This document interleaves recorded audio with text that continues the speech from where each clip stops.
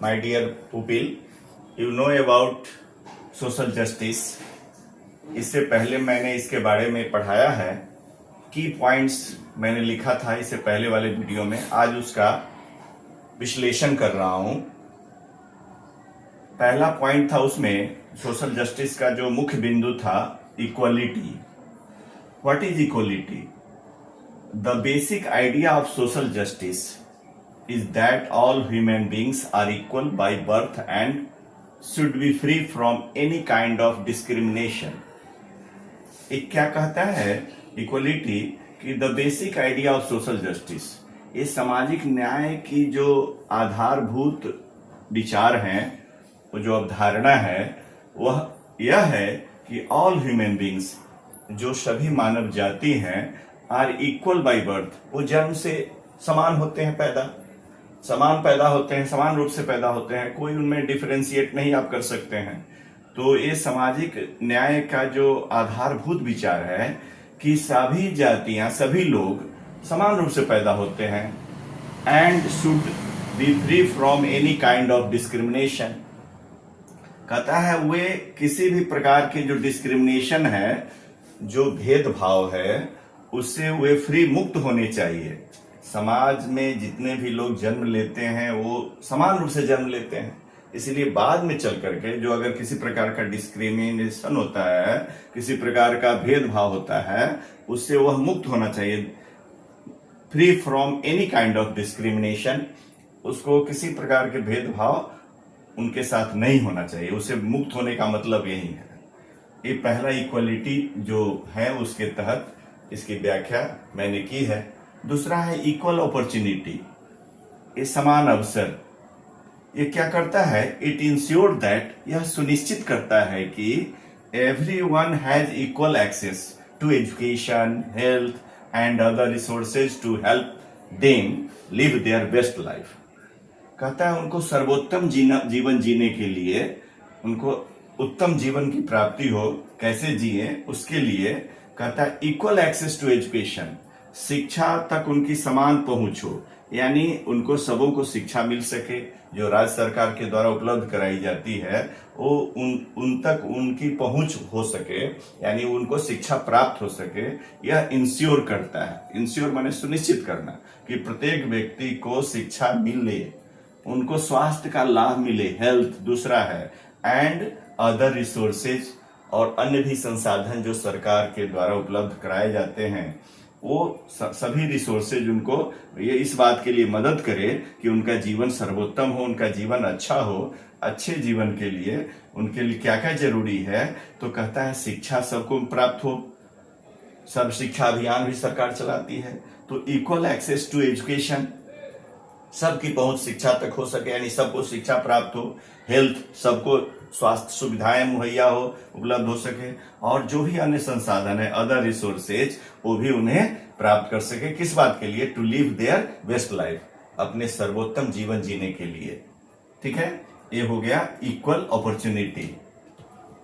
तीसरी बातें हैं रीडिस्ट्रीब्यूशन ऑफ रिसोर्सेज, संसाधनों का पुनर्वितरण, रीडिस्ट्रीब्यूशन ऑफ रिसोर्सेज। ये कहता क्या है? इक्विटेबल डिस्ट्रीब्यूशन ऑफ वेल्थ, जो भी संपत्ति है, धन है, उसका न्यायपूर्ण वितरण, न्यायोचित वितरण हो।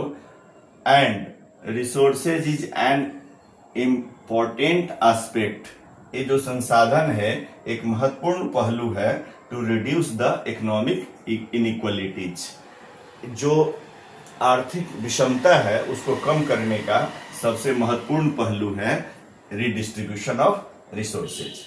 इसलिए इसका कहा कि न्यायोचित वितरण हो धनों का, संपत्ति का, और जो भी रिसोर्सेज है, संसाधन है, वह सबसे महत्वपूर्ण पहलू है। किस बात का? तो reduce the economic inequalities. Economic equalities का मतलब हुआ आर्थिक विषमता। तो आर्थिक विषमताओं को कम करने, रिड्यूस माने होता है कम करना, तो आर्थिक विषमताओं को कम करने का सबसे महत्वपूर्ण है क्या? संसाधनों का उचित वितरण, उसका न्यायोचित वितरण। ये तीसरा पॉइंट हो गया कि रीडिस्ट्रीब्यूशन ऑफ रिसोर्सेज। ठीक है, और चौथा पॉइंट है सोशल इंक्लूसिविटी। ये सामाजिक जो समावेशिता का सिद्धांत मैंने कहा था कि हर व्यक्ति को समावेशी करना, उसमें शामिल करना। इट एम्स टू क्रिएट ये इसका उद्देश्य क्या है?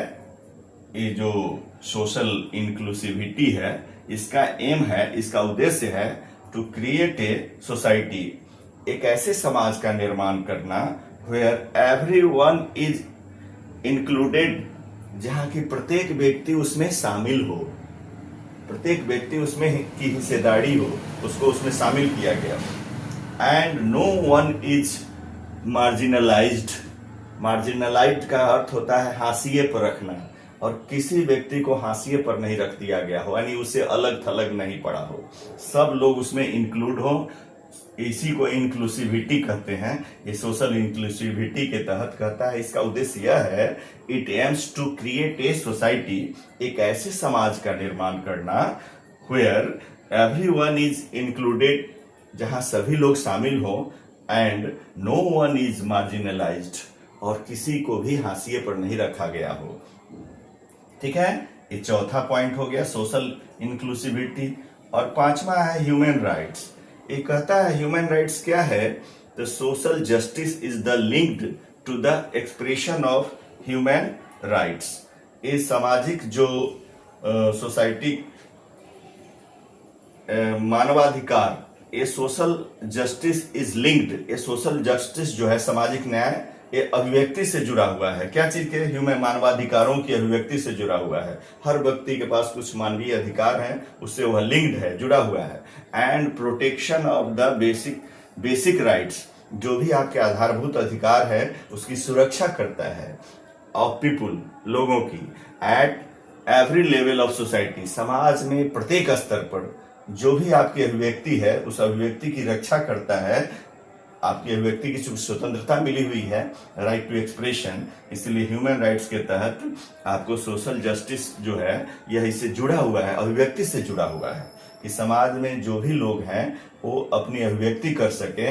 यह आधारभूत अधिकार है लोगों का, और प्रत्येक स्तर पर समाज में जो भी लेवल है समाज का, उस हर स्तर पर उनको अभिव्यक्ति की स्वतंत्रता मिले, उनको ह्यूमन राइट्स प्रदान हो। इस बात के लिए यह जोड़ देता है मानवाधिकार, ह्यूमन राइट।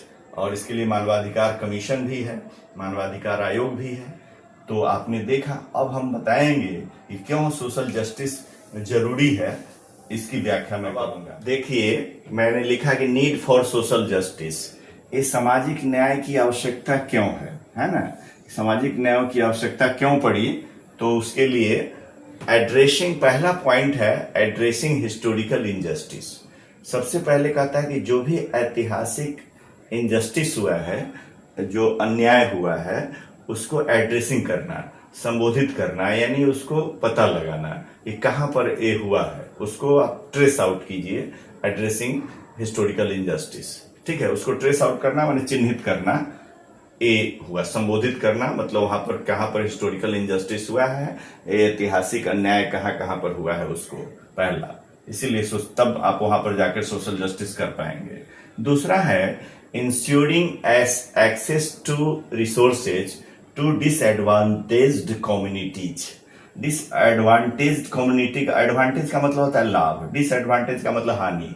ऐसे समुदाय जिनको अभी तक, जहां तक वो वंचित रह गए हैं, जिनको इस समाज जो भी रिसोर्सेज है, जो संसाधन है, उन तक नहीं पहुंचा है, ऐसे लोगों को पहुंचने का सुनिश्चित करना। इंश्योरिंग एक्सेस, उन तक उसकी पहुंच हो, वहां तक वह संसाधन उपलब्ध हो जाए, इसको सुनिश्चित करना, यह दूसरा। इसीलिए सोशल जस्टिस की आवश्यकता पड़ी कि यह हम सुनिश्चित कर लें कि मेरे जो भी संसाधन है उन वंचित समुदाय तक, उन वंचित कम्युनिटीज तक, जो भी उसे वंचित रह गए हैं, वहां तक यह पहुंच रहा है कि नहीं, यह सुनिश्चित करना।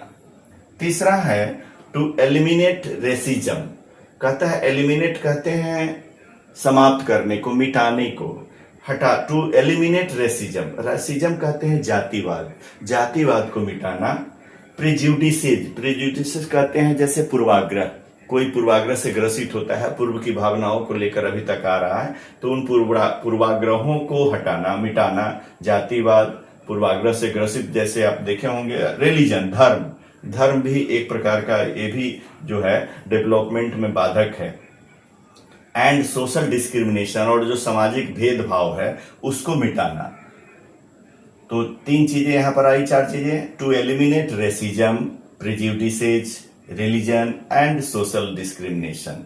इनको समाप्त करने के लिए प्रयास है सोशल जस्टिस के तहत कि जातिवाद को, प्रेजुडिसेज कहा कि पूर्वाग्रह से जो ग्रसित है पूर्वाग्रह को, और धर्म को या धार्मिक पूर्वाग्रह जो भी पूर्व से आ रहे हैं, तो इससे भी क्या होता है, कुछ धार्मिक उन्माद बढ़ता है, वहां पर संभावना होती है, तो सोशल इनजस्टिस होने की संभावना रहती है। इसीलिए इसकी आवश्यकता पड़ी कि पूर्वाग्रह को जो ग्रसित है, धार्मिक पूर्वाग्रह हो या किसी प्रकार का, उसको मिटाना, समाप्त करना, और सोशल डिस्क्रिमिनेशन, सामाजिक भेदभाव को समाप्त करना। एग्जाम्पल के तौर पर मैंने लिखा कि in India the ministry of social justice and empowerment, एक भारत सरकार का मंत्रालय है, सामाजिक न्याय और अधिकारिता मंत्रालय। एम्पावरमेंट जो अधिकार प्रदान करता है, जो आप जिसको अधिकार नहीं है उसको अधिकार देने का काम करता है, एम्पावरमेंट का। वर्क ऑन दिस प्रिंसिपल्स, इसी सिद्धांत पर वह काम कर रहा है। सामाजिक न्याय और अधिकारिता मंत्रालय इसी सिद्धांत पर काम करता है, work on this principle and promotes the rights, जो अधिकारों को प्रमोट करता है, उसको प्रोत्साहित करता है, आगे बढ़ाता है, and welfare of the weaker sections of the society, और समाज के जो कमजोर वर्ग हैं, कमजोर तबके के लोग हैं, उसके कल्याण के लिए प्रोत्साहित करना, उसको आगे ले जाना, इसके लिए काम करता है। भारत सरकार का एक मंत्रालय है जो social justice and empowerment, work on this principle. ये उदाहरण के तौर पर मैंने लिखा कि भारत में इस पर काम हो रहा है। एक मिनिस्ट्री है सोशल जस्टिस एंड एम्पावरमेंट, सामाजिक न्याय और अधिकारिता मंत्रालय, जो इस सिद्धांत पर काम करता है, जिसका उद्देश्य है इसको प्रमोट करना, rights and welfare of the weaker sections of the society, समाज के जो भी कमजोर लोग हैं, वीकर सेक्शंस, उस कमजोर तबके को ऊपर उठाने के लिए और उनको अधिकार प्रदान करने के लिए, उनके कल्याण के लिए यह काम कर रहा है। दूसरी बात मैंने लिखा कि द यूनाइटेड नेशंस, संयुक्त राष्ट्र संघ आप जानते हैं विश्व स्तर पर है। ये 10 जनवरी 1920 को एक संस्था गठित हुई थी, उसका नाम है लीग ऑफ नेशंस, राष्ट्र संघ। लेकिन उसके पास अधिकार उतने नहीं रहे, जिसके कारण आपको देखिएगा कि सेकेंड वर्ल्ड वॉर हो गया 1939 में। तो फिर से एक ऐसी संस्था की आवश्यकता पड़ी जो काफी शक्तिशाली हो, तो यूनाइटेड नेशंस ऑर्गेनाइजेशन, संयुक्त राष्ट्र संघ की स्थापना हुई। तो सेलिब्रेट्स वर्क, वो क्या करता है, the United Nations also celebrates, यह एक उत्सव मनाता है संयुक्त राष्ट्र संघ में भी, क्या, वर्ल्ड सोशल जस्टिस डे, उसका नामे रखा है विश्व सामाजिक न्याय दिवस। वो प्रत्येक वर्ष 20 फरवरी को मनाया जाता है, and every year on 20 February, to highlight the importance of social justice, सामाजिक न्याय पर उसका जो है उसी को उजागर करने के लिए, सामाजिक न्याय को की भावना पर हम काम कर रहे हैं, यूनाइटेड नेशंस काम कर रहा है, इसी को उजागर करने के लिए, टू हाईलाइट माने होता है उजागर करना, किसी को लाना। संयुक्त राष्ट्र संघ की स्थापना कब हुई, 24 अक्टूबर 1945 को। तो 24 अक्टूबर 1945 को, यानी सेकेंड वर्ल्ड वॉर जब खत्म हुआ, तो उसी के बाद इसकी स्थापना हुई थी। वह भी काम कर रहा है, the United Nations also celebrates world social justice day, कि वह भी एक उत्सव मना रहा है कि सामाजिक विश्व स्तर पर विश्व सामाजिक न्याय दिवस, वो कहता है एवरी ईयर ऑन 20 फरवरी, 20 फरवरी को प्रत्येक वर्ष, किस लिए, to highlight the importance of social justice, सामाजिक न्याय को उजागर करने के लिए, सब लोगों के दिमाग में लाने के लिए इस बात पर मैं काम कर रहा हूं। तो वह भी काम कर रहा है, यूनाइटेड नेशंस भी। तो आप समझे होंगे, मैं उम्मीद करता हूं कि आप मेरे द्वारा बताए गए इन सारी बातों को समझ लिए होंगे, कहीं कोई दिक्कत नहीं होगा, आप इससे फायदा उठाएंगे। यहीं पर अपनी वाणी को मैं विराम देता हूं। धन्यवाद।